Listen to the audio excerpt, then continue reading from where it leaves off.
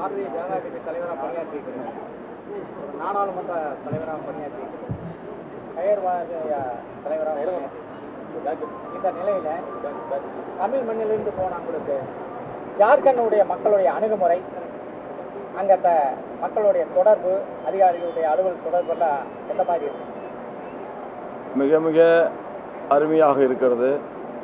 நான் கடந்த 3 மாதங்களில் 24 மாவட்டங்களையும் ஒட்டுமொத்த ஜார்க்கண்ட் மாநிலம் முழுவதையும் தரை வழியாகவே மக்களை சந்தித்து தொடர்ந்து பயணித்து விட்டேன். ஏறத்தாழ 8300 கிலோமீட்டர் தெற்கிலும் வடக்கிலும் கிழக்கிலும் மேற்கிலுமாக அனைத்து மாவட்டங்களையும் அனைத்து கிராமங்களிலே இருக்கின்ற மக்களையும் ஏறத்தாழ சந்தித்து பேசியிருக்கிறேன். அவர்கள் மிகுந்த உணர்வுபூர்வமானவர்கள். தங்களுடைய தேவைகளை கூட தெரிவிக்கிற பொழுது ஒரு அதிகமான நாசூக்காக மரியாதையாக தெரிவிக்கக்கூடிய பண்பு படைத்தவர்கள். விரைவிலேயே அந்த மாநிலம் உன்னதமான பொருளாதார வளர்ச்சிக்கு வரும் என்று நான் முழுமையாக நம்புகிறேன். ஒரே நாடு ஒரே தேர்தல் மீண்டும் அந்த பேச்சு எழும்ப ஆரம்பிச்சிருக்கு.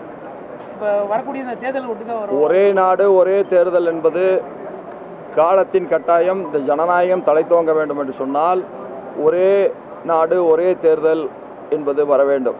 எப்பொழுதெல்லாம் மத்திய அரசுக்கு தேர்தலோ அப்பொழுது பஞ்சாயத்து தேர்தல் வரை உடனடியாக 2 நாட்களிலே ஒரு பகுதியிலே முடிந்துவிட வேண்டும்.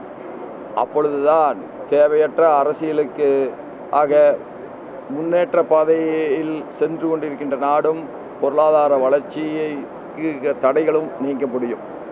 தினந்தோறும் தேர்தல் என்பது அல்லது அடிக்கடி தேர்தல் என்பது, அடிக்கடி குழந்தை என்பது தாயின் நலத்திற்கு கேடு என்று விளம்பரம் செய்கின்றோமே, அதை போல தான் எப்பொழுது பார்த்தாலும் ஒரு தேர்தல் என்று சொன்னால் அதிலேயே அரசியல்வாதிகளுடைய தலைவர்களுடைய நாட்டம் சென்று விடுகிறது.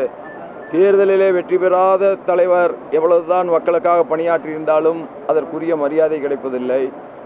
ஆகவே அதிகார பங்கீடு என்பது தேர்தல் மூலமாக வருகிற காரணத்தால் ஒரே நாளில் ஒரு பகுதியில் அனைத்து தேர்தல்களும், அது எம்எல்ஏ தேர்தலாக இருந்தாலும் எம்பி தேர்தலாக இருந்தாலும் அது பஞ்சாயத்து தேர்தலாக இருந்தாலும் நடந்து முடிந்துவிட வேண்டும்.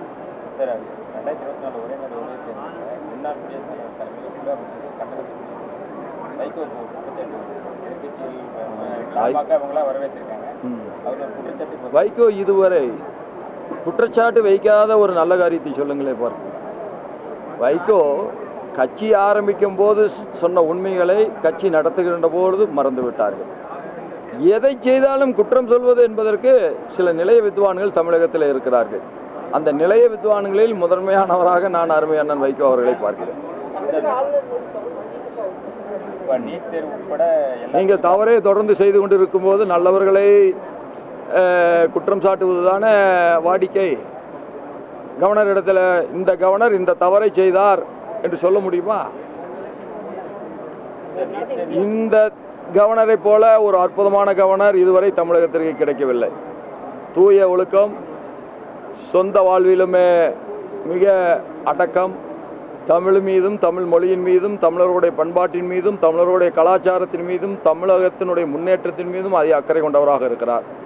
அவரை ஏன் திராவிட முன்னேற்ற கழகம் எதிர்க்கிறது என்பது யாருக்கும் தெரியவில்லை. கேட்டால் நீட்டை சொல்லுகிறார்கள். யார் நீட்டை கொண்டு வந்தார்கள்? திமுக கொண்டு வந்ததா, ஆளுநர் கொண்டு வந்தாரா? யார் நீட்டு வேண்டும் என்று சொன்னார்கள்? உச்சநீதிமன்றம் சொல்லியதா, ஆளுநர் சொன்னாரா? இவர்களுக்கு உண்மையிலேயே நீட்டை மாற்றி அமைக்கின்ற அதிகாரம் இருக்கிறது என்று நினைத்தால் இவர்கள் செல்ல வேண்டிய இடம் உச்சநீதிமன்றம். அதை விட்டுவிட்டு எதற்கு ஆளுநருக்கு எதிராக கூப்பாடு போட்டுக் கொண்டிருக்கிறார்கள்? தங்களுடைய தவறை மறைப்பதற்கும் தாங்கள் தந்த பொய் வாக்குறுதியை மறைப்பதற்குமாக திராவிட முன்னேற்ற கழக அரசு செய்கின்ற நடவடிக்கைகள் தான் கவர்னரை திட்டுவது. நான் ஒன்றை சொல்லுகிறேன், இது போன்ற ஒரு கவர்னர் கிடைப்பது அரிதிலும் அரிது. அதை முழுமையாக தமிழகத்தினுடைய முன்னேற்றத்திற்கு தமிழக அரசு பயன்படுத்திக் கொள்ள வேண்டும். சார், ஆளுநர் தொடர்ந்து அனுப்பக்கூடிய தமிழக அரசு சார்பில் அனுப்பக்கூடிய மசோதாக்கள் கிடப்பில் இருக்கிறதா குற்றச்சாட்டு. நீங்கள் ஏதோ தேர்தலிலே வெற்றி பெற்றீர்கள் என்று சொன்னால் எந்த விதமான மசோதாவை வேண்டுமானாலும் நிறைவேற்றலாம். அது உச்சநீதிமன்றத்திற்கு எதிராகவும் இருக்கலாம், உச்சநீதிமன்றத்தினுடைய தீர்ப்புக்கு எதிராக இருக்கலாம், அரசியல் சாசனத்துக்கு எதிராக இருக்கலாம் என்றெல்லாம் இல்லை. அரசியல் சாசனத்துக்கு உட்பட்டு அனுப்பப்படுகின்ற அத்துணை தீர்மானங்களும் நிச்சயமாக அது ஆளுநருடைய ஒப்புதலை பெறும். அரசியல் சாசனத்துக்கு மாறாக, உச்சநீதிமன்றத்தினுடைய தீர்ப்புக்கு மாறாக, கோட்பாட்டுக்கு மாறாக இருக்கிற பொழுது ஆளுநருக்கு இருக்கின்ற அதிகாரத்தை அவர் பயன்படுத்த வேண்டிய நிலைக்கு தள்ளுவது தமிழக அரசு தான்.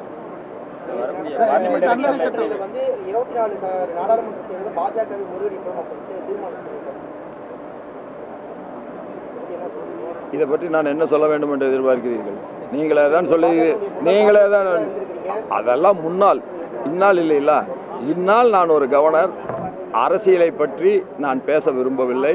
உங்களுக்கு அரசியல் கேள்விகளுக்கு பதில் வேண்டும் என்ற ஆர்வம் எனக்கு புரிகிறது. இந்த ஆர்வத்தோடு நீங்கள் அண்ணாமலையை அணுகுங்கள், அண்ணாமலை தெளிவாக பதில் சொல்லுவார்.